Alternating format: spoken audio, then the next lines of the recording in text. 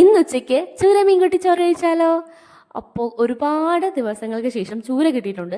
ഇതിനു മുമ്പ് ഒരാഴ്ച മുമ്പ് ഞാൻ ചൂര വാങ്ങിയിട്ടുണ്ടായിരുന്നു, പക്ഷേ അതിന് എന്തൊക്കെയോ ടേസ്റ്റ് വ്യത്യാസം ഉണ്ടായിരുന്നു. അതുകൊണ്ട് തന്നെ ഞങ്ങളത് കഴിച്ചിട്ടുണ്ടായിരുന്നില്ല. ഒരു നേരം കഴിച്ചിട്ട് പിന്നെ അത് കളയുമായിരുന്നു.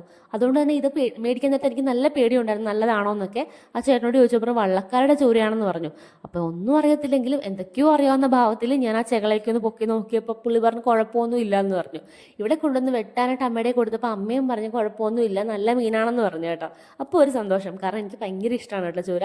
ചൂരയാണ് ഞാൻ മിക്കപ്പോഴും വാങ്ങിക്കാറുള്ളത്, കാരണം അതാവുമ്പോൾ പ്രശ്നമില്ല, നമുക്ക് 2 ദിവസത്തേക്കുള്ള കറിയും ആകും മുളകിലിട്ട് വെക്കുവാണ്. അപ്പോൾ നമ്മുടെ ചൂരക്കറി ഇവിടെ ഏകദേശം റെഡി ആയിക്കൊണ്ടിരിക്കുവാണ്. പുളിയൊക്കെ ഇട്ട് നല്ല മുളകിലങ്ങ് കറി വെച്ചാൽ 2 ദിവസത്തേക്ക് ഇരിക്കും. പക്ഷേ ഇത് 2 ദിവസത്തേക്ക് ഇരിക്കത്തില്ല, കറി ഇത് 1/2 കിലോ ഉണ്ടായിരുന്നുള്ളൂ കേട്ടോ. ഭയങ്കര വിലയാണ് മീനിനൊക്കെ. അപ്പോൾ നമ്മുടെ ചൂരക്കറി ഇവിടെ സെറ്റ് ആയിക്കൊണ്ടിരിക്കുവാണ്. ഇതിൻ്റെ കൂടെ ചാറ് കറിയായിട്ട് തക്കാളിയും മുരിങ്ങയൊക്കെ ഇട്ടിട്ട് ഒരു ചാറ് കറിയും കൂടി ഞാൻ വെക്കുന്നുണ്ട്. പിന്നെ സൈഡായിട്ട് നമ്മുടെ കടല, രാവിലത്തെ കടല കുറച്ച് മിച്ചമുണ്ടായിരുന്നു, അത് വെച്ചിട്ട് ഒരു മെഴുക്കുവരട്ടിയും പിന്നെ ഒരു എന്തായിരുന്നു മുട്ട വറുത്തത്. ഒരുപാട് ആർഭാടമൊന്നുമില്ല, ഉള്ളത് കൊണ്ട് ഓണം പോലെ. ഇത് ഇത്രയും കറികൾ കൂടുമ്പോൾ എനിക്ക് ഇച്ചിരി ആർഭാടമാണെന്ന് തോന്നുന്നുണ്ട്. അപ്പോൾ നമ്മുടെ കറികളൊക്കെ റെഡി ആയിട്ടുണ്ട്. അപ്പോൾ ഞാൻ പോയി ചോറ് കഴിക്കട്ടെ. എൻ്റെ വീഡിയോ ഇഷ്ടപ്പെടുവാണെങ്കിൽ ചാനൽ സബ്സ്ക്രൈബ് ചെയ്യാൻ മറക്കരുത്. നമുക്ക് നാളെ അടുത്തൊരു വീഡിയോ ആയിട്ട് കാണാം. ടാറ്റാ.